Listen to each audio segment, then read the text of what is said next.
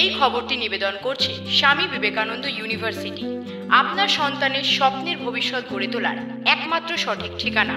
একদিকে তিস্তার উত্তাল স্রোত, অন্যদিকে পাহাড়ের গা বেয়ে নামা বিপদের ছায়া, একই সঙ্গে দুদিক থেকে ধাক্কা খাচ্ছে বাংলা।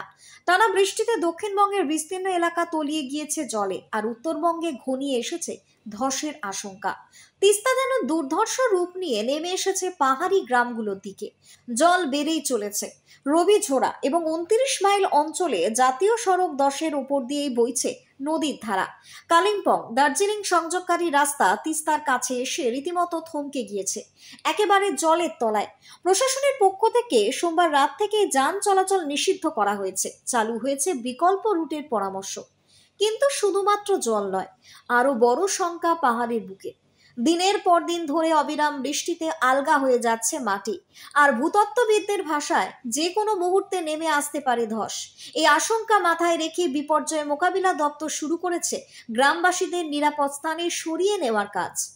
আবহাওয়ার পূর্বাভাস তেমন আশার আলো দেখাচ্ছে না।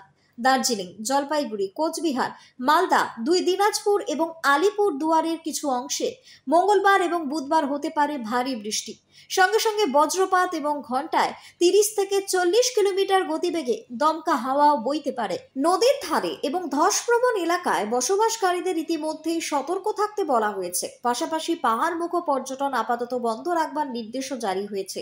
বিভিন্ন জেলায় প্রস্তুত রাখা হয়েছে উদ্ধারকারী দল, যেন কোনো বিপদ এলে তৎক্ষণাৎ ব্যবস্থা গ্রহণ করা যায়।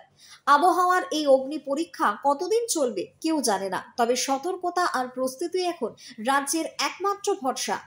খাদিমুল ইসলামের report, news Banga time. St. Augustine's Day School, Barakpur. Success for every child. Admission open 2026 to 2027. Contact number 900793 4555.